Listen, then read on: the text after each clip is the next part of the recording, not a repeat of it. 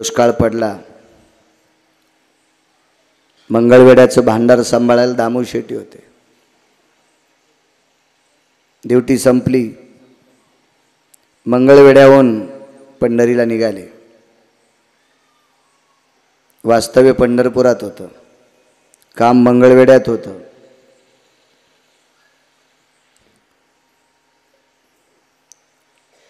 भांडार बिदरच्या बादशाचं होतं, समाजानं मुसलमान राजा. धान्याचं कोठार सांभाळायचं काम दामू शेट्टीकडं. 7-7.25 किलो महिन्याला धान्य भेटायचं. तितक्या धान्यात 14 लोकांचं कुटुंब सांभाळायचं.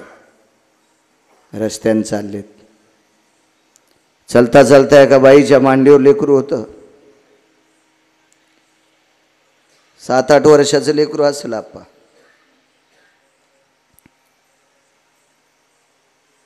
रडू लागली. दामू शेट्टी घोड्यावरून खाली उतरले. बादशाचं घोडं होतं बसायला. खाली उतरले. माय काय ग? 2 दिवस झालं भाकरीच नाही. काय देऊ त्याला? कोण आहे? मुलगा आहे. घर कुठे आहे तुमचं?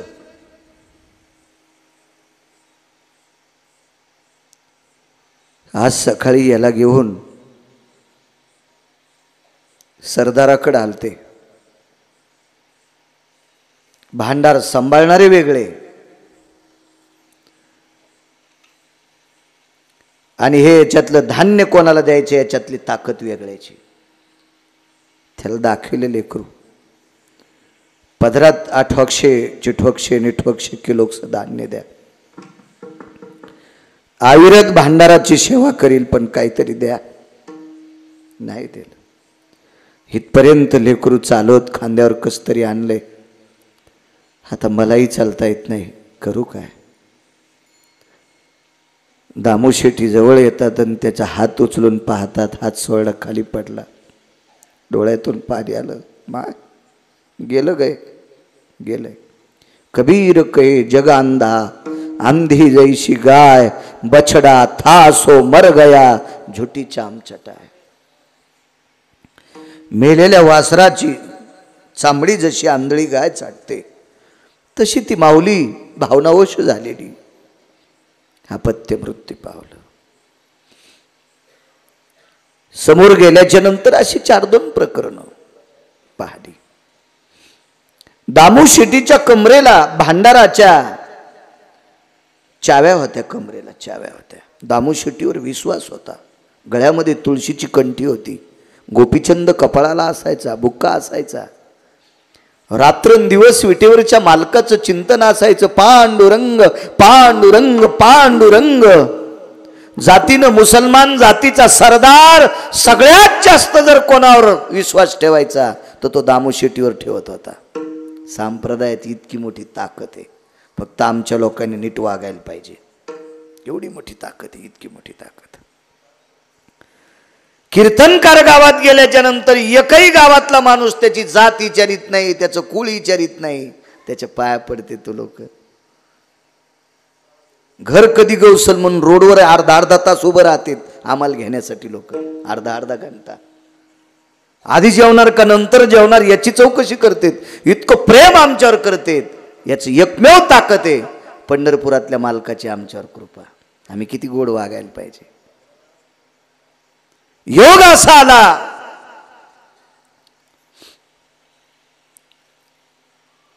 दामू शेट्टीने विचार केला आपल्या घरात 14 माणसं आहेत आणि येईपर्यंत मेलेली 28 पाहिली. आपल्या दुप्पट माणसं भाकरी वाचून मेलेली पाहिली. पुढच्या 4-2 दिवसात किती मरतील? एक पर्याय आहे. हा प्रांत जर वाचवायचा असेल, का बोलतात माणसं? हा प्रांत जर वाचवायचा असेल, हा प्रांत वाचवायचा असेल तर 14 लोकांवर पाणी सोडावं लागेल. 14 मृत्यू पावल्याच्या नंतर जर परिसर वाचत असेल, परिसर, तर काय हरकत आहे 14 गेले असतील तर? घोड्यावर बसले, टाच मारली.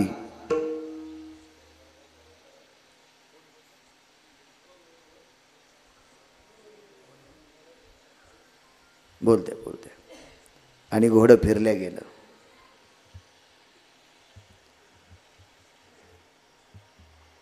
सरदाराच्या मुलांनी पाहिलं, आता ती हिंदीत बोलत असेल.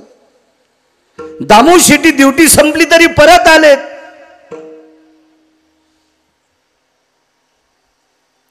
पण त्या सरदाराचा विश्वास होता, दामू शेट्टी परत जरी आले तर कोणी आजच्या ड्युटी करतील, असेल काहीतरी त्याचा, कारण विश्वास होता ना.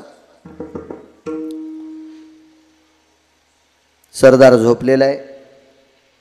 दुपारचं जेवण झालं, वामकुक्षी घेतोय आणि दामू शेट्टीने एक ताट वाजिलं. ताट, जेवायचं ताट. एका गल्लीमध्ये 10-5 माणसं जमा झाली आणि त्यांना सांगितलं, राजे हो, भांडाराचं किलूप उघडून चाव्या मी फेकून दिल्यात, ज्याला धान्य पाहिजे त्यानं घेऊन जा. सरदार झोपीते. सगळं धान्य लुटून टाकलं. दामू शेट्टी घोड्यावर बसले आणि घरी आले. चलता चलता विटेवरच्या मालकाला मनातली मनात बोलत होते, देवा देवा, कसं रे आता, कसं आमच्या घरात त्या लोकायचं. ही जर बिदरच्या बादशाला वार्ता कळाली तर घर पूर्ण पेटून देईल, पूर्ण पेटून देईल, पूर्ण पेटून देईल. आल्याबरोबर दामू शेट्टीला पाय धुवायला पाणी दिलं. त्यांची पत्नी सात्विक होती. देत जा मालकाला पाणी. महादेवाला बेल वाहण्यापेक्षा नवऱ्याला जास्त जीव लाई जा. पांडुरंगाला मंजुळा वाहण्यापेक्षा नवऱ्याला जास्त जीव लाई जा. जी बाई पांडुरंगाला जास्त मंजुळा वाहती, नवऱ्याला जीव लाईत नाही, ती बाई म्हणजे चुडेलीन. जी बाई नवऱ्याला जास्त जीव न लावता महादेवाला जास्त बेल वाहती, ती शंकीन, ती डंकीन, ती यक्षीन, ती किंकीन. नैवम गिरगावकर लिखितम. कारण कर्कशे संगती दुःख उदंड फजिती. संप्रदाय सर्वात मोठा दोष सांगितला तो. महाराज पाय धुवायला पाणी दिलं. एवढ्या वाट्यावर कण्या होत्या वाढल्या. दामू शेट्टीच्या लक्षात आलं, ह्या कण्या काय खाऊ आपण, राहू दे. आणि दिव्याच्या प्रकाशात आराम करत असताना मालकाच्या डोळ्याकडे बघितलं. लालबुंद कडा झालेल्या डोळ्याच्या कडा ओल्या झाल्या. सावध केलं, मालक काय, कसलं दुःख आहे. काही नाही, बिदरच्या बादशाचं मंगळवेढ्याचं भांडाराच्या चाव्या फेकून दिल्या आणि भांडार लुटवलं. मरतीत ग माणसं, कितीतरी माणसं मेलेली पाहिली.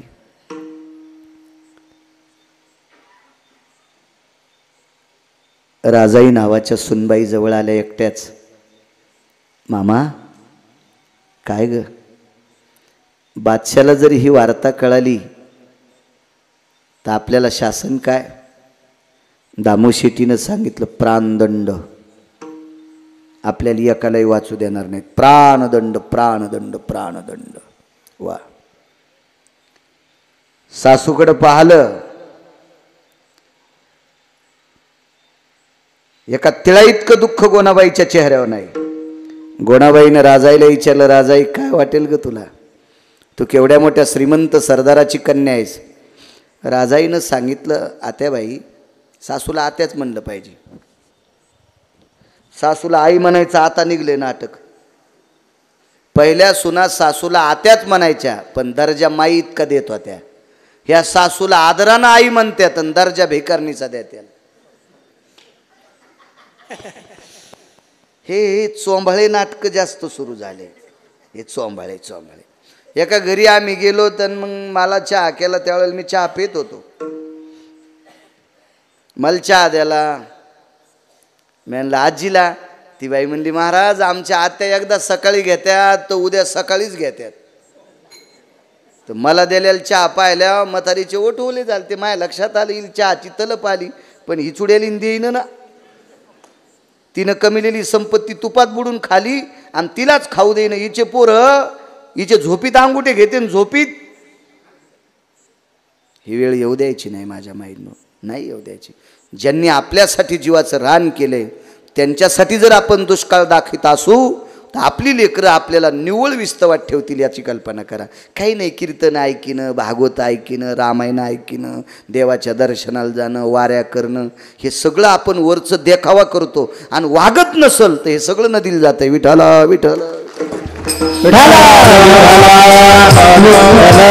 जिच्या बापानी 5.5 क्विंटल सोन्याचा पलंग पोरीला झोपण्यासाठी द्यावा, घेतला नाही पोरीनं तो भाग सोडून द्या. 5.5 क्विंटल सोन्याचा पलंग. आतापर्यंत महाराष्ट्रात एकही बाप सापडला नाही की ज्यानं पोरीला पलंग 5.5 क्विंटल दिलाय. ते फक्त 700 वर्षापूर्वी बिदरच्या बादशाकडचे सरदार, नामदेवराचे सासरे, राजाईचे वडील, एवढ्या श्रीमंत सुखात वागलेली पोरगी आपल्या आत्याला म्हणती, आत्याबाई 14 लोकांचा जीव गेल्याच्या नंतर अख्खा प्रांत वाचत असेल तर याच्या पलीकडचं पुण्य कोणतं आहे? पण आपल्या प्रांतातली माणसं मरू नये याच्याकरता स्वतःचा जीव गेला तरी हरकत नाही, ही दया दामुशिटीच्या अंतकरणात होती. म्हणून जगाचा बाप महाराज कोण झाला? अभंगात फक्त तितकं वाक्य म्हणता येत नाही. झाला रिकामी जागा पंढरीनाथ, झाला रिकामी जागा पंढरीनाथ, घाली जुहार दरबारात. नीट मोजूनी पावती करा, खळखळावतिल्या मोहरा, नीट मोजूनी पावती करा. जगाचा पाप विठू नाईक दामुशिटीसाठी होतंय. त्याचं एकमेव जर कारण असेल तर नुसतं भजन नाही, त्यांच्या पाठीमागं एवढी मोठी दया होती. हे परिसर वाचला पाहिजे, ह्याच्यातलं एकही जाता कामा नये. आपण गेलो तरी हरकत नाही, पण हे जाता कामा नये. जीवावर उधार झाले, कुटुंबावर उधार झाले आणि परिसर वाचिला. देव का माया करणार नाही महाराज? हे सूत्र ज्याच्या अंतकरणात आहे त्याला दया म्हणतात. म्हणून मालक पहिल्या कडव्यात म्हणतात, सर्वाभूती दया, सर्वाभूती दया, सर्वाभूती दया, सर्वाभूती दया, सर्वाभूती दया, सर्वाभूती दया, सर्वाभूती दया,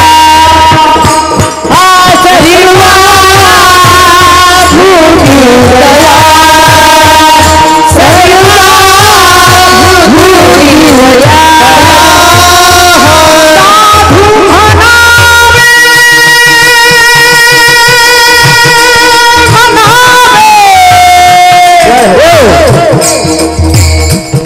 साधू म्हणावे ऐशिया,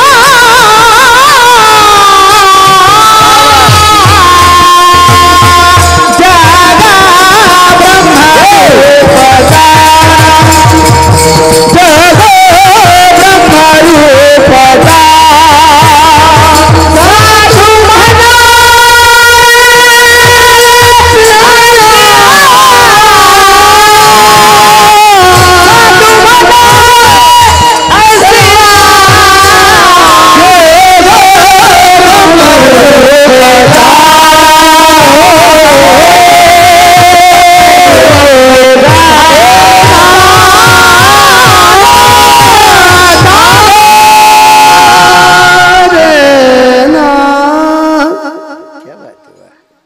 राजे लोक आहेत ते स्वरातले. वैकुंठवासी माधव महाराज 24 प्रकरण सांगायचे दामुशिटीतलं. पुन्हा एक सांगतो, कशाला दया म्हणते. उद्या सकाळी जर गावात चुकलेली एखादी जर मुलगी आली तर तिला जीव घालतान, तिला जीव घालतान. कपडे नसतील तर 5,000चा ड्रेस घेताल. पण गावातली सरपंच, उपसरपंच, चेअरमन वगैरे, पोलीस पाटील सगळे जमा होणार आणि त्यांना नोंद देणार, पोरगी चुकलेली आली, पोलीस स्टेशनला निरोप द्या. इमानदारीनं सांगा, असं होईल का नाही? आपण ही कोणाची पोरगी आहे, कोण्या जातीची आहे, कोण्या कुळातली आहे? माऊली बुवा, ही ज्याच्या त्याच्या घरी जावी, तिचा फोटो छापा, मोबाईलला द्या, टीव्हीला द्या, रेडिओला सांगा, ज्याच्या त्याच्या व्हॉट्सअपला टाका. असं आपण करू का नाही? काय कमी आहे आपल्याकडे सांगा बरं. महाराष्ट्रात आता तरी आपल्या परिसरात असं एखादं घर आहे की ज्याला संध्याकाळची जेवारी नाही. घरातल्या 2 लोकांनी आटीतटीचं काम केल्याशिवाय दामू शेट्टीची चूल पेटत नव्हती. एक तर दामू शेट्टी आणि दुसऱ्या जनाबाई. पण इतक्या परिस्थितीत 14 लोकायला व्यवस्थित खाला नसताना 700 वर्षापूर्वी चुकलेली मुलगी घरात घेतली. चुकलेली मुलगी. त्याच्या पुढचं सूत्र सांगतो. त्याच्या पुढचं नामदेवरायनं घरी आणलं नवल नाही. शुद्धांतकरणाने गोनाबाईनं आतमध्ये घेतलं याबद्दलही नवल नाही. पण या दोघांच्या अंतकरणात एक आदरयुक्त भीती होती. नामदेवरायने दारात आणलं जनाबाईला सांगितलं जाना इथपर्यंत आणतो पण आईला विचारल्याशिवाय मधात नेता येत नाही. आई एक चुकलेली मुलगी घे मधात. आतमध्ये आणलं. कर्मनोगती त्या दिवशी दामू शेट्टी संध्याकाळी घरी आलेच नाही. ती रात्र गेली. दुसऱ्या दिवशीचा दिवस गेला. आदल्या दिवशी दुपार गेली. ज्या दिवशी घेतलं त्या दिवशी दुपार गेली. त्या दिवशी रात्र गेली. दुसऱ्या दिवशीचा दिवस गेला. आता दुसऱ्या दिवशी संध्याकाळी 11 साडे 11 वाजता दामू शेट्टी येणार. सगळ्यांची जेवणं खावणं सगळी काही झाली. एवढं भर पसाभर कण्या होत्या. त्या कण्यासुद्धा जनाबाईला देण्यात आल्या. आणि मग संध्याकाळची वेळ आहे. देवघरामध्ये गोणाबाईनं थोडंसं स्नेह म्हणजे तेल टाकलं आणि दिवा लावला. आणि देवाला विनंती करत असताना जरा डोळ्याच्या कडावल्या दिसल्या जनाबाईला गोणाबाईच्या. विचारलं आई माय. महाराज काय वाणीत ताकद हो. आई आणि माय हा शब्द मम्मी म्हणल्या नाही. आपली शब्द सांभाळा. आपली शब्द. तुमच्या चप्पलच्या बुटाला हात लावून पाया पडतो. वारकरी संप्रदायातल्या तात्विक सदाचारी सनातन संस्कृतीतल्या लोकांनी अब्जानं जरी बापाला पगार असेल तरी पोराला बाबाला वडिलाला बाबा म्हणायचं शिकवा. आईला आई म्हणायचं शिकवा. हो मी तर म्हणतो जीवना वर्षाकाठी 10-5 कोटीचं त्याचं उत्पन्न असू द्या. त्यानं आदरानं मुलाला म्हणायचं बाळा मला बाबा म्हणजाय. आपली शब्द सांभाळा. मोठ्यांनी जतन केले ना मग बाकीचे लोक जतन करीत असतात. मोठे जर इकडं तिकडं कपडे फेडून पळाले ना मग बाकीचे तर शिमग्याचा हुरेवच येतं. मोठ्या लोकांनी दर्जा सांभाळला पाहिजे. ज्याच्या बोटात मुद्या आहेत का त्यानं पंक्तीत बकीट घेऊन वाढलं पाहिजे. हे धोतर धरून चलो तू रुमण्या कीर्तनात नाही काय नाही इथं वाडा याला रुमण्यान हाणायला पाहिजे. तो कशाला इथं दाखवतो तू या अंगठ्या. तुझ्या बोटात आणि गळ्यात जितकं सोनं आहे तितकं लय लोकांच्या जिकडं तिकडं चपलाला लावलेले. तू कशाला येडेवाणी करायला. मोठ्यांनी वागायचं. मोठ्यांनी. तुम्हाला एक पुरावा सांगतो. कालच्या शुद्ध वारीमध्ये मी जात असतो महिन्याच्या वारीला. एखादी अनावधानानं नकळत जर तारीख गेली तरच चुकत असेल. शक्यतो सोडत नाही महिन्याची वारी. तर तिथं मला सदाबाबा वारकरी भेटले. म्हणले महाराज उजाड्याव पंढरपुरात चंद्रभागेत आंघोळीला जायचं. म्हणलं काय सांगाले वारकरी बाबा मी सकाळी जात असतो. काय असं एवढं नाही जागा आली तर 10-5 मिनटं उशिरा जात असतो. नाही म्हणे उजाड्यावर जात जा. म्हणलं कशामुळं. काही नाही म्हणे तुम्हाला 4 लोक ओळखीत आणि 4 लोक तुम्हाला ओळखते. तुम्ही चंद्रभागेत आंघोळ करता म्हणून अजून 2 लोक शिल्लक करतील. तुम्ही चंद्रभागेत आंघोळ केली म्हणून अजून 4 लोक चंद्रभागेत आंघोळ करतील. नाही तर बरेच म्हणतील जय चंद्रभागा. अनंत पाप्यांचं पाप धुणारी या तीर्थाचा मोठेपण भगवान शिवशंकरांनी बडीवार गायला आहे. तो कायमस्वरूपी म्हणजे मोठ्यांनी चांगलं राहिलं पाहिजे. मोठ्यांनी. चला डोळ्याच्या कडावल्या झाल्या. विचारलं आईसाहेब एक बोलू माय. आपले शब्द आबा तात्या नाना काका जिजा भाऊसाहेब काय शब्द वजनदार होते. काय वजनदार. हा चांगली शिकलेली बायकोचा पत्या लाटायली. याला गडबडीत ड्युटीला जायचंय. ती डबा भरायली. हे रडायला लागल्यावर तिला ती ओरडायला लागल्यावर तिला सुधरत नाही. ती डबा भरायली नाही बाहेर. ललू नको आपली मम्मी भूर गेली तू ही का त्याची. मला सांगा काय संस्कार घ्यायचे त्यानं. काय ही संस्कृती आपली. अद्याप नाही. आपण जुनं सोडायचं नाही. जुनं आपलं जतन करायचं. बाकीचं अंगाला वरबडून घ्यायचं नाही. आपल्याकडं काय झालं गुण काही ना माहीत नाही का. पूर्वीच्या काळात एवढी सप्ताह नव्हती तरी विकृती नव्हती. पूर्वीच्या काळात एवढी कीर्तनं भागवत नव्हती तरी माणसं चुकीचं इतकं वागत नव्हती. आता परमार्थाला वारीला दम नाही तरी 4-4 वर्षाच्या एका कुमारिकेवर अन्याय होतोय. याचं एकमेव कारण आहे आपल्या तोंडात दुसऱ्या गोळ्या येतात. भुंग्याच्या जाती 14, भुंग्याच्या जाती 14. एक भुंग्याची जात आहे फक्त फुलावरचा मकरंद खाती, बाकी दुसरं काहीच खात नाही.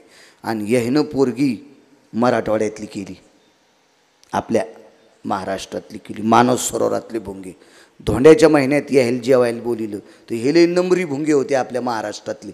हे म्हणले पाहुण्याची तर जाचे रस्त्यानं हॉटेल उघडी नसली तर काय करावं, शिदुऱ्या संगच घेतल्या ह्या भुंग्यानं महाराष्ट्रातल्या. आणि मग मानस सरोवरातल्या पाहुण्यानं सांगितलं होतं बाकीच्या याला, हे इतके फुलं पाहुण्यासाठी ठेवावं, सुवर्ण कमळाची फुलं, सुवर्ण कमळाची फुलं. गेल्याबरोबर हातपाय धुतले, म्हणले बसा जेवायला.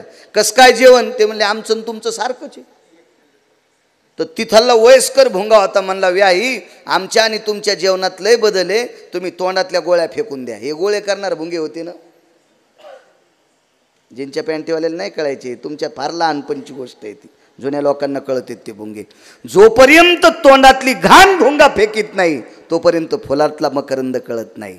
जोपर्यंत आपण पाश्चिमात्य संस्कृती फेकून देत नाहीत तोपर्यंत आपला उद्धार होत नाही आणि आपल्या संस्काराचं सूत्र उंच जात नाही. हे डोक्यात ठेवा. विठ्ठला विठ्ठला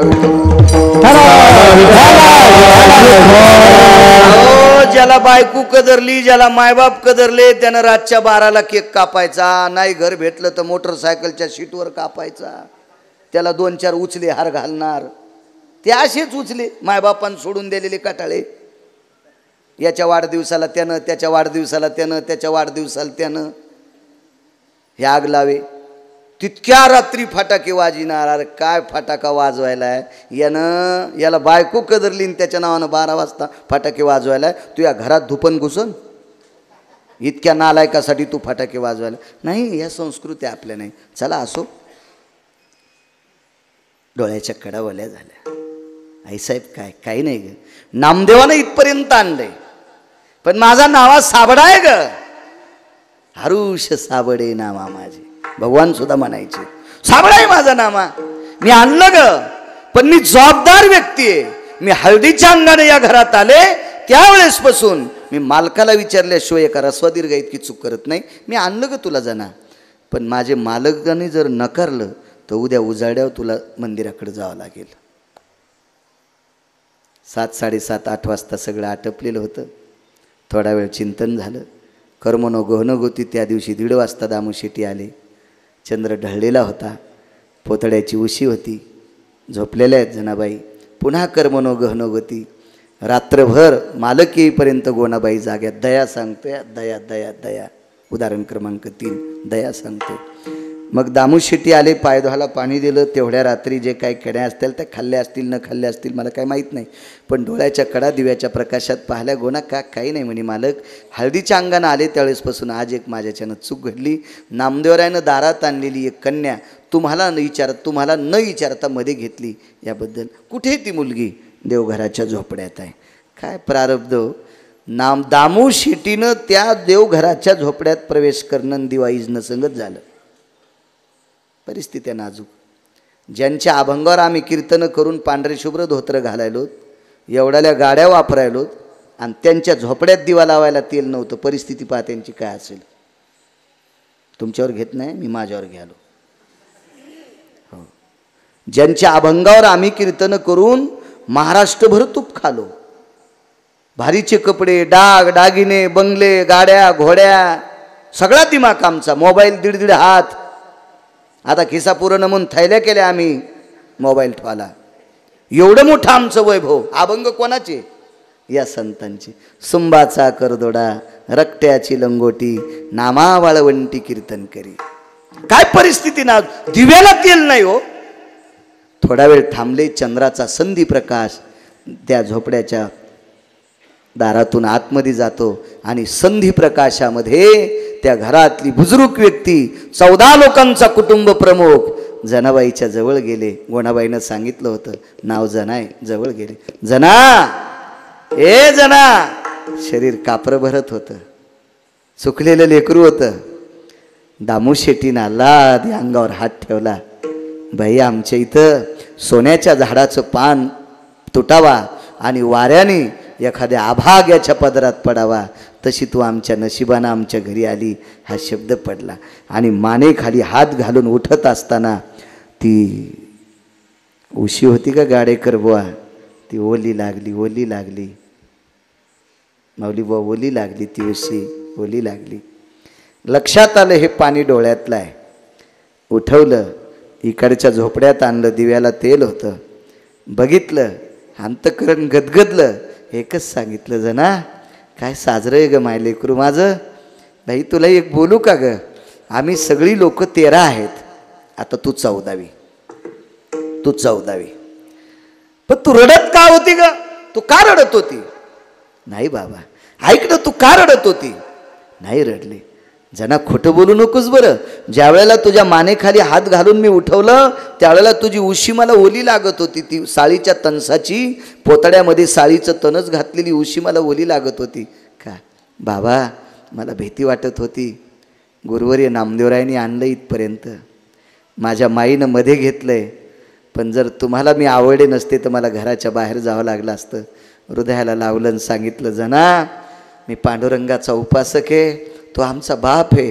त्या विटेवरच्या मालकाची शपथ घेऊन सांगेल, रक्ताच्या नात्यावर जितकं प्रेम करतो त्याच्या 1000 पटीनं तुझ्यावर करतो. मात्र रड जाऊ नको ग, रड जाऊ नको. जे असेल ते खात जाय. दृष्टांत संपला. मी आधी तुम्हाला सांगितलं, कोण्या माणसात हिंमत आहे सांगावं. आपण दत्तक घेऊ, पण कशी? शिक्षणाचा खर्च. हिच्या शिक्षणाच्या खर्चासाठी मी दत्तक, वह्या पुस्तकासाठी दत्तक, लग्नासाठी दत्तक, हा एखाद्या वेळेस भांडे कुंडे संसार लग्नात दत्तक, हा वर्ष 10-5 वर्ष लागणारा किराणा दत्तक. कायमस्वरूपी दत्तक दुसऱ्याची मुलगी घेऊ शकतो आपण? नाही. जगाच्या पाठीवर फक्त 9 लोकांनी क्रांती केली, त्याच्या चंद्र सूर्याच्या प्रकाशाला लाजवील इतकी जर क्रांती कोणी केली असेल तर ती फक्त दामू शेट्टीनं केली. महाराज, जात पात पंथ कुळ न विचारता दुसऱ्याची लेक आपली समजून घरात घेणं आणि संध्याकाळचा ठिकाणा नाही घरामध्ये, या परिस्थितीत तिच्या दयेचं सूत्र करून तिला आपलंसं करणं सामान्य दया आहे. हिलाच मालक पहिल्या कडव्यात सर्वभूती दया, सर्वभूती दया, सर्वभूती दया, सर्वभूती दया, सर्वभूती दया, सर्वभूती दया,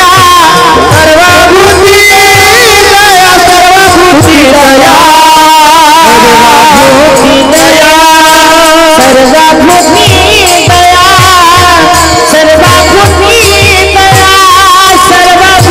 दया, सर्वभूती दया, सर्वभूती दया, सर्वभूती दया, सर्वभूती दया, सर्वभूती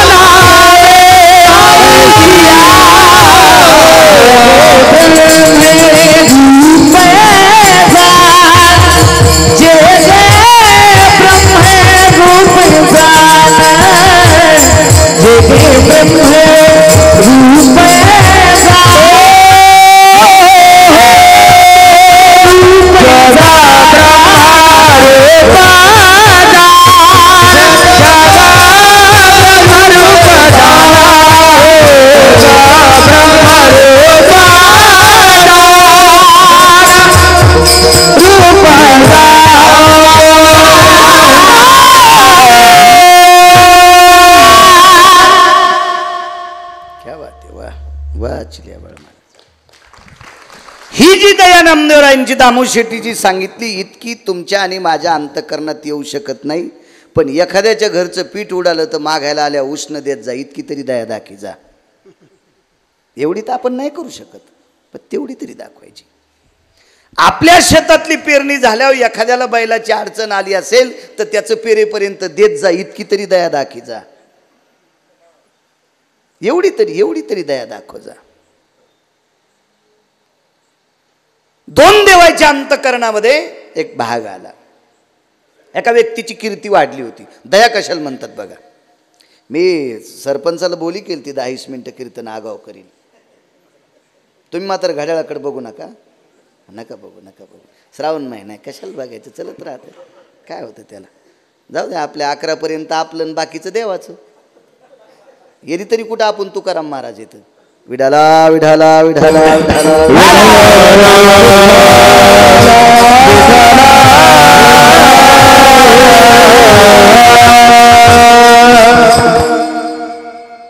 एका साधूची कीर्ती गारेकर बुवा वाढली. हे पुरुषोत्तम राजे, माऊली राजे, कीर्ती वाढली. मग एखाद्याची कीर्ती वाढल्यावर त्याला तपासायचं काम दोन देव करतात, पंढरीतले मालक आणि काशीतले मालक. यांच्याकडे दोन देवता आल्या आणि त्यांना सांगितलं हे फार यांची कीर्ती वाढली, आम्ही तपासावं का. तपासा म्हणले. तपासण्यासाठी त्याच्यातल्या दोन देवता, एक देवता कबूतर नावाचा पक्षी झाली आणि एक देवता बहिर ससाना नावाची पक्षी झाली. व्यक्ती हे दोन पक्ष्यांची रूप घेतले. बहिर ससाना आणि कबूतर. कबूतर सर्वांना ज्ञात आहे, सर्वांना ज्ञात. माळकऱ्याला ज्ञात आहे, सिनेमा पाहणाऱ्याला तर ज्ञातच आहे. ज्या कबूतर आहे का नाही, त्याला ज्ञात आहे ना, त्यालाही ज्ञात आहे. एरवी सुद्धा आता लग्नामध्ये पाय बांधून ते कबूतर नवरदेव नवरीच्या स्वागताला, ज्याचे पाय बांधलेले पक्षी ज्याच्या स्वागताला आहेत त्याचा अख्खा संसार आवळलेलाच ना. ते पक्षी मोकळे आहेत का, पखाला चिकटपट्टी लावलेली, उडताच येत नाही. हे असे लेकरं फक्त खुश ते पाखरं पाहू. ते पाखरं असे पख हाली ते चिकटपट्टी लावलेली, ते पाखरं नवरदेवाला सांगते तू असाच हिच्यात गुंतणार आहेस, तुला वाघोरीत अडकलेल्या सशासारखं पिळून काढणार आहे, पिळून. कबुतराव सांगतोय. असं कबूतर पक्षाचं रूप एका देवानं घेतलंय. काशीतल्या आणि पंढरीतल्या नाही बरं. यक्ष, किन्नर, गंधर्व, चारण, विद्याधर, लोकपाळ, दिक्पाळ, चारुहास, परमहंस अशापैकी एका देवानं कबुतराचं रूप घेतलं. आणि एका देवाने बहिर ससाना. बहिर ससाना जसं गिधाड नावाचा पक्षी असतो, बहिर ससाना पक्षी हे जरा हिंस्र असतात. पक्षातले पक्षी जरा जास्त ताकद, बारक्याला मारणं स्वतः खाणं. हे बहिर ससाना त्या कबूतर नावाच्या पक्षाच्या पाठीमागे लागला. एक राजा पहाटेचा तुळशीपाशी विधी करत होता. सकाळचा त्याचा तुळशीला पाणी घातलं, भगवान शिवजीला पाणी घातलं, पूर्वेकडे तोंड करून पाठ टेकला. त्याच्यावर गाथा आहे, ज्ञानेश्वरी आहे, ग्रंथ संपदा आहे, पुराण आहे, गीता आहे. ही जुन्या काळातली त्या अशी जुनाट ग्रंथ आहेत सगळे. आणि मग तो त्याची साधना चालून तेवढ्या अवकाशात तो कबूतर नावाचा पक्षी पळत आला आणि राजाच्या समोर बसला. रडू लागला कबूतर. त्या व्यक्तीने विचारलं का रडतो रे, का रडतो. मला ते खातंय. तितक्यात ते लगेच जवळ आलं. कबूतर गयावया करत होतं. त्यानं असं उचललं कबूतर आणि मांडीवर टेकलं. त्याला सांगितलं ए काय तुझी माय वेली रे, माझ्या समोर कबूतर खायला. दया सांगतोय, दया सांगतोय. 5 मिनिटानं बहिर ससाना रडू लागला. काय झालं म्हणे तुला सोंग करायला, पक्षाला खातो कबुतराला, नाटकं करायला, रडायला. ते मला नाटक करतच नाही. गेल्या 4-5 दिवसापासून पोटात अन्नाचं कणत नाही, शिकारच सापडली नव्हती आणि आजच सापडली आणि ती तुम्ही घेतली. वाचत नाही म्हणलं, वाचत नाही. काही वेळात मरणार. राजाने विचार केला, आपल्याला आश्रय मागितला आणि आपल्या देखता जर कबूतर ससाण्यानं जर खाल्लं तर दोष आपल्याला आहे. आणि ते बैर ससाना म्हणला माझं अन्न तुम्ही जवळ घेतल्यामुळं मी जर मेलो तरी दोष तुम्हाला. कबूतर बहिर ससाण्याला खाऊ दिलं तरी दोष. तुम्हाला एक सांगू का, भीष्माचार्याला 4 कामापैकी एका कामामुळे दोष लागला. कोणतं काम? भीष्माचार्याच्या देखता द्रौपदीचं वस्त्रहरण करत असताना कौरवायला सांगायला पाहिजे होतं वस्त्रहरण करू नका. मोठ्या माणसांनी अपराध थांबवायला पाहिजे. हा दोष. नियम असतो काही काहीचा. बरी महाभारतातली बऱ्यापैकी प्रकरण आहेत. मोठ्यान देखता अपराध नाही होऊ द्यायचा. नाही झाला पाहिजे, नाही झाला पाहिजे. मग आश्रय शरणांगता वज्र पंजरू. ज्यानं बायको चोरून नेली तो पाया पडायला आलाय. ज्यानं बायको चोरून नेली त्याचा भाऊ पाया पडायला आला. बायको चोरून नेणारा रावण आणि भाऊ कोण? बिभीषण. च्या भावाने रावणानं पंढरीतल्या मालकाची, द्वारकाधीश श्रीकृष्ण परमात्म्याची, 7व्या अवतारातली प्रभू रामचंद्रांची एकच देव पत्नी चोरून नेली. त्या रावणाचा भाऊ पाया पडला तर लक्ष्मणाला शक्ती लागू दिली पण बिभीषणाला नाही. शरणांगता वज्र पंजरू. मग शरण आलाय त्यानं, अभय मागितलं, आपल्याला आश्रय मागितला. आणि आपण राजा असताना जरी एक बहिर ससाना सामान्य कबुतराला खात असेल तर आपलं औदार्य, आपलं शौर्य, आपला पुरुषार्थ नदीला वाहत गेला. काय हिम्मत आहे तुझी माझ्या रक्त खाची? ते म्हणला खातच नाही पण मरतो ना. गाथा वाचून काय फायदा आहे? ज्ञानेश्वरी वाचून काय फायदा आहे? ग्रंथ वाचून काय फायदा आहे? हा, घसा बसूस तर अभंग म्हणून काय फायदा आहे? पूर्वजन्मी पाप केले आणि आता कुठं पुण्य आहे? तू आता तू पुण्य कुठे? घरी एक गाय नाही, बायकोला दुसऱ्याचं शेण चोरून देतो साडा टाकायला. आता पुण्य तरी कोणतं केलं तू? हा, ईदभर हरभरे पेरले नाही आणि येताना एवढं गावाला भर उपटून आणतो हरभर. 5-25 ऊस पोरायला मोडून आणतो, त्याला न विचारता. कोणतं पुण्य आता तू? काय अर्थ याला? राजा राजा होता. काय नाव होतं त्या राजाचं?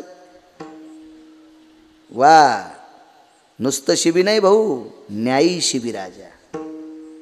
शिबीला ओरिजिनल पदवी भेटली. सज्जन ओरिजिनल. आपल्याला डुप्लिकेट पदवी लोकायला आता. टेबला खालून सुटकेस दिली की कोणाला एक जणाला आदर्श रिकामी जागा पुरस्कार भेटला आणि 19व्या दिवशी दारून लिव्हर फुटून मेला. आणि त्याला आदर्श रिकामी जागा, त्या रिकामी जागेत काय होतं ते सांगत नाही. आदर्श रिकामी जागा पुरस्कार राज्यपालाच्या हस्ते भेटला. राज्यपालाच्या हस्ते आदर्श रिकामी जागा पुरस्कार. आणि 19व्या दिवशी दारूनं त्याचं लिव्हर फुटतंय. याचा पाठपुरावा करणाऱ्याला कोण्या नरकात टाकावं यामाला तरी कळेल का? अशी पदवी का? न्यायी शिबी राजा, ज्याचा न्याय किती गोड होता लक्षात घ्या. कशाला म्हणते दया? बहिर ससाना नावाच्या पक्षाला सांगितलं याच्या वजनात जितकं मांस बसत, याला तू काय काय खाणार? मज्जा, तंतू, मांस, आस्ती नैवाती भक्षतम. बहिर ससाना काय म्हणला? मी आस्ती खाणार नाही. पिच्छ पंख खातो का तो? नाही. खाणार काय? मज्जा, तंतू आणि मांस. ह्या 3 वस्तू ह्या पक्षाच्या खाणार. मग न्यायी शिबिराजानं सांगितलं याच्या शरीरातली मज्जा, तंतू आणि मांस जर 3 हाडं आणि पंख, पाये, नख, चोंच वगळून जर काढलं त्याचं वजन किती भरण? ते म्हणले जे भरण ते भरण, पण मी वाचतो ना. जे भरण ते भरण, पण मी वाचतो ना. शिबीनं सांगितलं आप्पा याच्या नखासह, याच्या आस्तीसह म्हणजे हाडासह, याच्या पंखासह, याच्या चोचीसह, हे तू खाणार नाही ना, याच्यासह मांस, मज्जा आणि तंतू याच्या वजनात माझ्या अंगाचं मांस देतो. आणा तराजू. दया सांगतो दया. कबूतर नावाचा पक्षी तराजूत बसला आणि तराजूत बसल्याबरोबर राजानं प्रधानाला, प्रधानजी, जी सरकार, शस्त्र आणा. शस्त्र आणल्याबरोबर राजाने मांडीचं मांस कापायला सुरुवात केली. तो बहिर ससानं बोंबालला, राजे! त्याला काय झालं? मांस माझं द्यालो, तुला काय झालं बोंबलायला? नाही म्हणला, तुम्ही कोण्या अंगाची मांडी कापायली? कोणीकडची मांडी कापायली?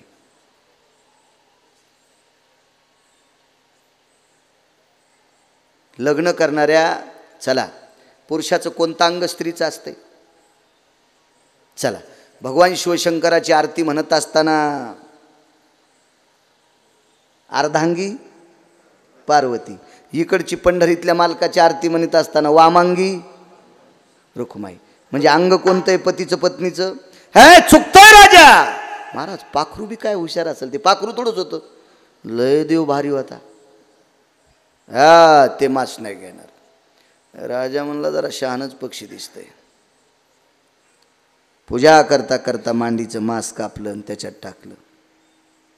त्या पक्षाच्या 10 पटीनं मांस टाकलं चिल्याबाळ महाराज. माऊली बुवा कोलते 10 पटीनं टाकलं गाडेकर महाराज, 10 पटीनं, तरी पारडं जाईच न खालीवरी. कायावृधो अंगायाम रुधिरो मज्जाय तंतुयम अस्ति पंजराय सर्वानाम एकांग सव्यस्थितायाम तुल्याम तुल्याम तुल्याति जायते. माप 21 आहेत. मेय, सांख्य, तुल्य. 21 पैकी 3 सांगितले. मधात टाकून मोजतात ते मेय, म्हणजे 8वा चिठवं निठवं शेर. एकम 1 2, तुल्य म्हणजे पारड, काय ताकद. आपल्याला किती तराजू माहिती आहेत? इलेक्ट्रिक काटा, ते रोडवरचा वेगळाच काटा, हे असे नवीनच आले ना. आपल्याला आपलं कुठं ओरिजिनल माहिती. हो आता लोक म्हणते काय काटे, अरे सुंबळ्या हे काटे आहे ना आत्ता तुमचा काटा काढण्यासाठी काढेत. हो तुमच्या घरी 19 किलो कापूस भरतून तिथं गेलं की 14 किलो भरतू. कुठं नेतो तू उगा राहणं. आता याच्यावर एवढं मोठे पण 21 प्रकारचे माप पुराणात आहेत, पण आपल्याला आपलं इचका वाटत नाही. घरच्याचा इटन शेजाऱ्याचा बांग नीट, आपलं इचका वाटत नाही, आपलं नाही, दुसऱ्याच इचका वाटत. चला एकीकडचं पूर्ण टाकलं, आलं नाही माप. महाराज पत्नीला विचारलं, प्रिये जीवनभर तुझ्यावर अतूट प्रेम केलं, पुरुषार्थ तुला समर्पित केला, सर्व गोष्टीनं तुझ्या भोगाची तृप्तता केली. माझ्या डोक्याचे केस कितीतरी प्रकारचे टक्के आता पिकलेले आहेत, त्या अर्थी उरले ते देवा समर्पण. मी आता हेही अंग पारड्यात टेकायचा प्रयत्न करू का? आणि स्वतः राजा त्या तराजूत बसले. त्यावेळेला दोन्ही देव आपोआपले रूप प्रगट करतात आणि पंढरीतले मालक आणि काशीतले मालक धाय मोकलून रडतात. काय राजा आहे, काय राजा आहे. त्याचं दयेचं सूत्र आणि न्यायाचं सूत्र, 2 गोष्टी कळाल्या. आपल्याला फक्त दया पाहायची होती. महाराज दयेचं सूत्र, न्यायाचं सूत्र. न्याय काय केला? त्या दोघांचं भांडण मिटिलं, त्या दोघांचं भांडण मिटिलं. हा न्याय. आणि दयेचं सूत्र पाहत असताना त्यानं जर भुकेची अपेक्षा केली तर त्याचीही भूक शमन करण्याची माझ्यात ताकद आहे. महाराज एवढी मोठी दया पक्षासाठी ज्याच्या अंतकरणात आहे त्याला कशाचं टोक म्हणतात? म्हणून मालक पहिल्या कडव्यात म्हणतात,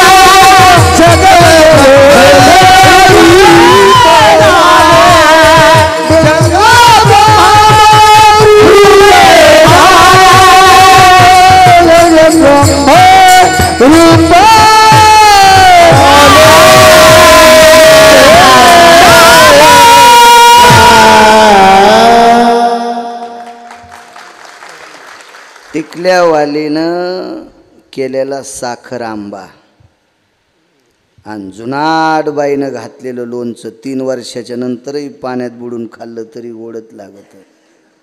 कशी जागा काढली. किती गोड किती गोड. वा वा वा कोणते महाराज. दया कशाला म्हणायचं.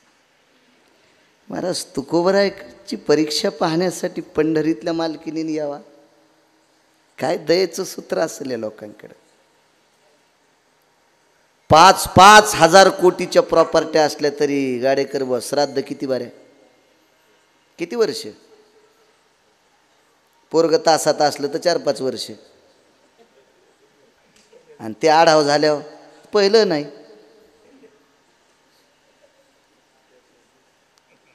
375 वर्ष झाले. आजही तुकोबारायचं नाव ऐकल्यावर यम थरथर कापते. तुकाराम तुकाराम नाम घेतो. 700 वर्ष होऊन गेली चोखोबारायला. आज नुसतं पंढरपूरला गेलं की पहिलं समाधी पाहिल्यावर चोख झाल्याशिवाय मध्ये जाता येत नाही. 700 वर्ष होऊन गेली नामदेवरायला. 700 वर्ष होऊन गेली आळंदीतल्या मालकाला. काय दया हो. एक सोपं दयेचं सूत्र सांगू राजे हो.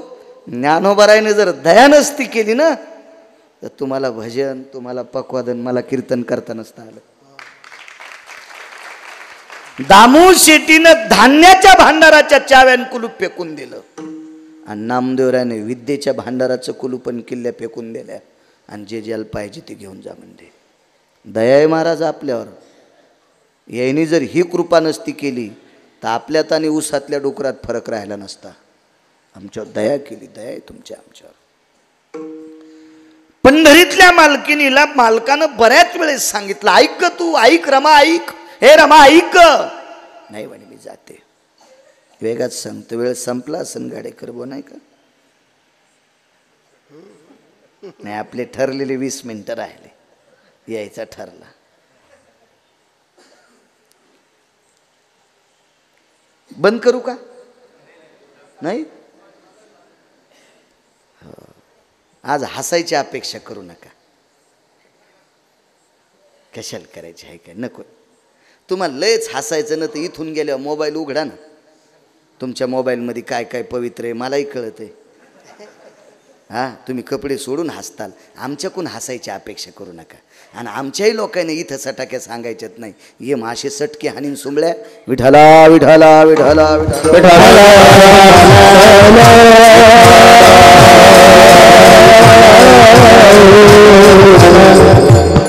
महाराज मालकानं सांगितलं जगाच्या जाऊ नकोस. आईसाहेब म्हणलं पाहते परीक्षा. काय दया आहे तुकोबारायकडे. काय दया आहे काय दया आहे. तुकोबाराय सकाळी स्नानाला निघाले.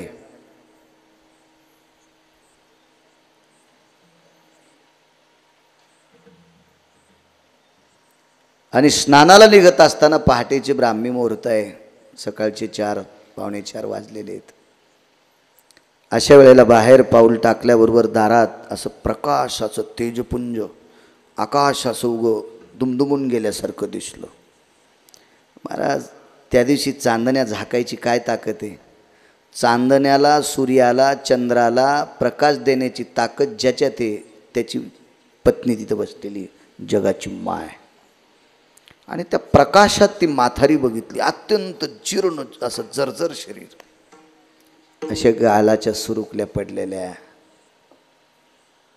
नाक ओठावर टेकलेलं. म्हातारपणाचं लक्षण महाराज. म्हातारपणाचं लक्षण पुरुषोत्तम. डोळे असे थोडे गिलगिललेले. भ्रुकुटी अशी कानावर आलेली. अशी जुनी पिंगट झालेली केस. खुडखुड खुडखुड खुडखुड खुडखुड असं शरीर हालतंय. तुकोबारायांनी पाहिलं कोण. मी आहे. मी कोण. प्रवासी आहे. बाई आम्हाला आवाज दिला नाही रात्री. अपरिचित घरी रात्री कसा आवाज द्यावा दादा. तुकोबारायचा भक्तीचा प्रकाश. तुकोबारायचा कोणता प्रकाश. भक्तीचा प्रकाश. आणि हा तर सगळ्याच गोष्टीचा प्रकाश. लक्ष्मी म्हणल्यावर काय. तुकोबारायजीच्या मालकाचं भजन करते. तुकोबाराय ज्याचं भजन करतात त्या मालकाची धर्मपत्नी. तो काय सामान. आणि लक्ष्मीचा प्रकाश काय साधा असतो का. या ज्याच्या इथं जास्त झाला ते नीट चलत नाहीत. इतका लक्ष्मीचा प्रकाश असतो, त्या रस्ता तर दिसत नाही, इतका टोकाचं. ते सामान्य का लक्ष्मी? सामान्य. ती लय लोकायला, अहो लक्ष्मी आणता लय लोकायला येते, टिकीता येत नाही. चुकीचं काम करणारा सुद्धा 500 रुपयाची बरास खांदू शकतो, पण संध्याकाळी जो 500 घरी नेतो त्याला म्हणतात लक्ष्मी टिकीनं. रस्त्यातच ज्यानं 500 खर्चिले त्याला लक्ष्मी सांभाळता येत नाही. हां, लक्ष्मी कमवणं फार कोणालाही जमतंय, टिकवणं फार मोजक्या लोकांना जमतंय. आणि ती लक्ष्मी आहे, विश्वाला चालवणारी लक्ष्मी. पण महाराज तुकोबाराचा भक्तीचा प्रकाश येतो, तिथं काय चालतंय पावर, पण शेवटी लक्ष्मी लक्ष्मीच. तुकोबाराने सांगितलं, माया आपण थंडीनं कुडकुडता आतमध्ये नाही म्हणे, निघायचं मला आता. तुकोबाराय म्हणले अंधारात. वाक्य किती गोड होतं बघा ना. दादा मी दिवसात चलत नाही. का ग बाई? का का ए माय का चालत नाही? माझ्या अंगावर 5-6 ठिकाणी माझं पातळ फाटलेलं आहे. मांडीवर फाटलं, पाठीवर फाटलं, पोटावर फाटलं, डोक्यावर फाटलं, दंडावर फाटले, पायावर फाटले. काय या शरीराचा अपमान लोकांना दाखवू? बाई मग तुम्ही चालता चालता इथे थकून बसलात का? नाही, दारातल्या तुळशीचा तो हिरवेगारपणा, तिची प्रसन्नता, काल काढलेली दारातली रांगोळ, काल टाकलेला सडा, हे तुमचं वारकऱ्याचं घर दिसतंय. याच्याकरता असं वाटलं एखादं पातळ सापडल.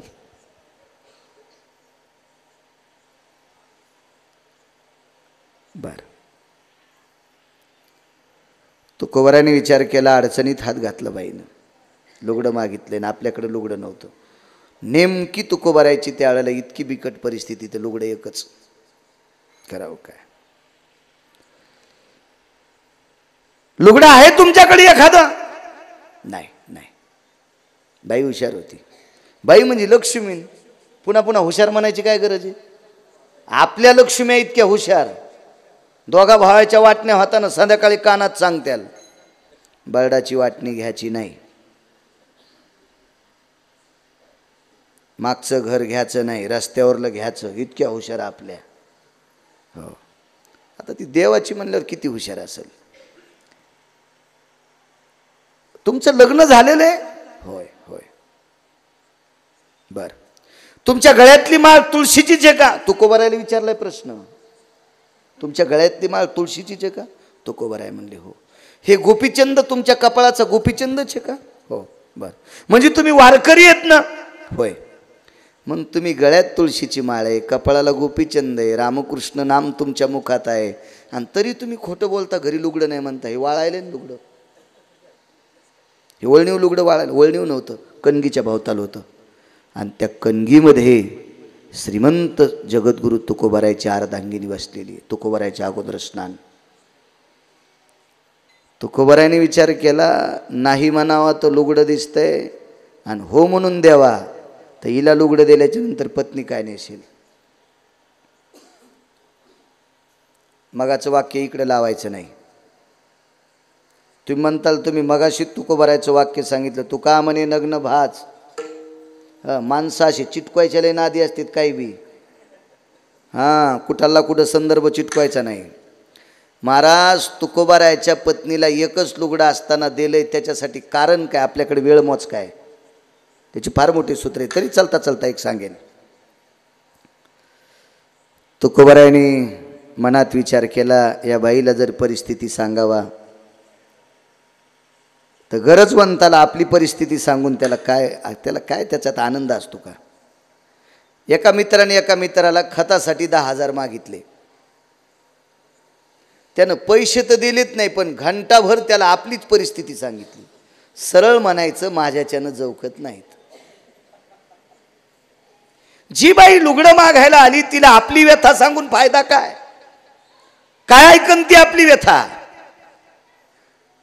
तुकोबारायने तिच्या पुढून चलता पाय घेतल्याबरोबर तिनं पुन्हा एकदा वाक्य वापरलं, दादा मला माहीत होतं वारकरी सात्विक असतात, सदाचारी असतात, पुण्यशील असतात, दयाळू असतात, वैष्णवाला जिव्हाळा असतो, कळकळा असतो. हे मी पुराणात, शास्त्रात, गाथ्यात याच्यात पाहिलं होतं.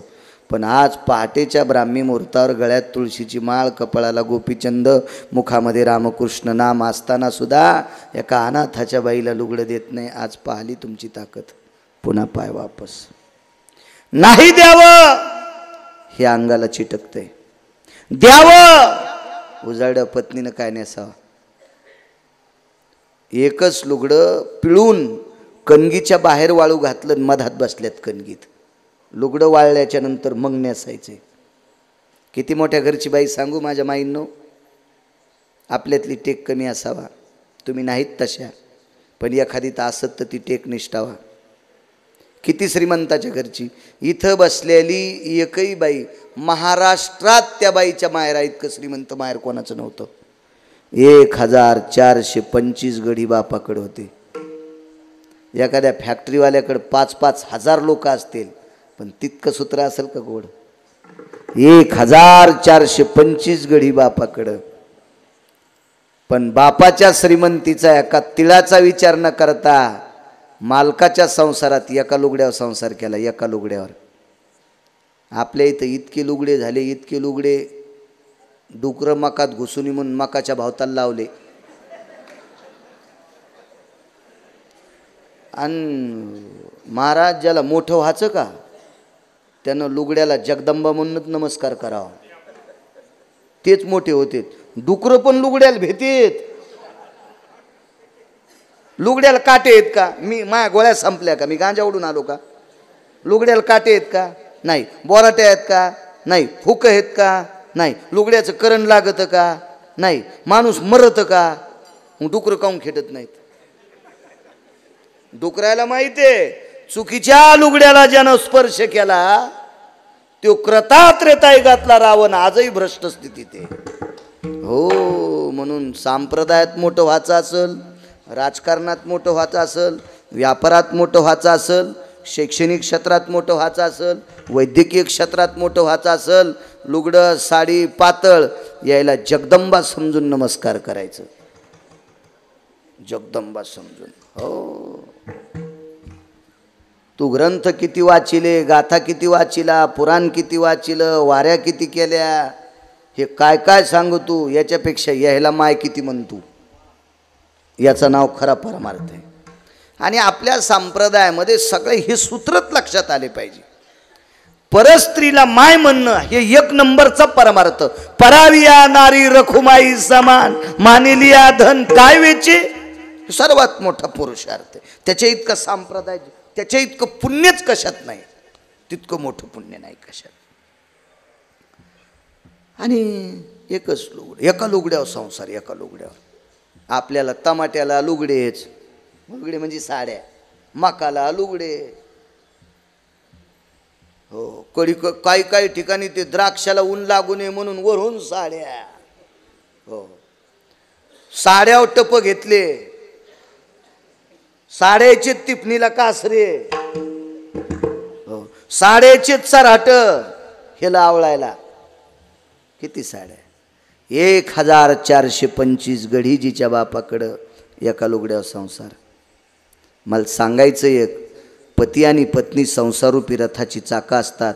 आपल्या पतीच्या सुखदुःखाला खांदा लावून चालते, तिला अर्धांगिनी म्हणतात. पतीच्या सुखदुःखात खांद्याला खांदा लावून चालते, तिला लक्ष्मी म्हणतात. आणि पतीच्या सुखात फक्त वळवळ करते आणि दुःखात बोंबलत बसते, तिला अवदासा म्हणतात. तिला अवदासा म्हणतात. अवदासा. महाराज काय मोठं वैभव एका लुगड्यावर. पुढे पाऊल टाकावा जगिन्य होतंय.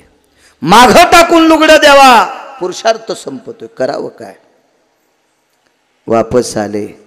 एकदा दोनदा लुगड्याला हात लावता लावता हात वापस आला. म्हातारीनं सांगितलं, दादा त्याला कट्टर वारकरी लागतो, तेव्हा दान करण्याची ताकद असते. तुकोबराय म्हणले, जिला पांघरायसाठी लुगडं नीट नाही ती मला शिकवायली बाबा, ती मला शिकवायली. पण तुकोबराय होते. तुकोबरायने विचार केला, मी आत्तापर्यंत पहाटे पहाटे बऱ्याच वेळेला स्नानाला गेलो. बऱ्याच वेळे म्हणजे उजाड्यावर जातच नव्हते, ते उजळायच्या आधीच जात होते. तर दारात एवढा प्रकाश मला कधीच दिसत नव्हता. अंगावर फाटके कपडे असताना, शरीराच्या इतक्या सुरकुल्या झालेल्या असताना जिच्या अंगाचा प्रकाशाचं वलय तयार होतंय त्या अर्थी सामान्य नाही. मग आपल्या पत्नीचं एक लुगडं हिला दिल्यावर आपली पत्नी उघडी राहणार नाही, निश्चित पितांबरात राहील. ही विवेकाची दृष्टी आहे पुढची. पण दातृत्व बी लागन ना आप्पा, भाऊ दातृत्वही लागन ना, महाराज दातृत्वही त्या प्रतीचं लागन ना. तो आधी तू तितका कळवळा लागेल, तितकी दया लागेल. आणि चौथ्यांदा त्या लुगड्याला स्पर्श केला, स्पर्शार्थ अस्तित्व. प्रिये, ब्रह्मांडाच्या मालकाचं आपण भजन करतोय. त्या मालकाची पत्नी लक्ष्मी आहे. तिच्या कृपेने आपल्याला काय कमी आहे. ते लुगडं वळडं आणि देऊन टाकलं. लुगडं हातात घेऊन म्हातारी उभी राहिली. तुकोबारायने ते लुगडं दिल्याच्या नंतर, पातळ दिल्याच्या नंतर पायावर डोकं ठेवलं तर तुकोबारायच्या पाठीवर पाणी पडत होतं. तुकोबाराने विचार केला, आकाशात ढग नाहीत, पाठीवर पाणी कसं पडतं. पाहिलं वरही तर म्हातारी नव्हती, जगाची मालकी नव्हती. तुकोबारायचे डोळे भरून आले. आईसाहेब मला दर्शन दिले. होय तुकोबाराय, का रडता? महाराज एवढी दया तुकोबारायच्या अंतकरणात, सर्वाभूती दया. ज्यांचा अभंग घेतला त्यांच्याकडे दया किती सांगू, किती दया. कावड घेऊन चालले, कावड कावड कावड. आता श्रावणातले कावडी असतात, गळ्यात माळ नाही, कावड घेऊन चालला. अरे सुंब्या कुठला, तू ही कावड घ्यायला काय भगवान शिवशंकरी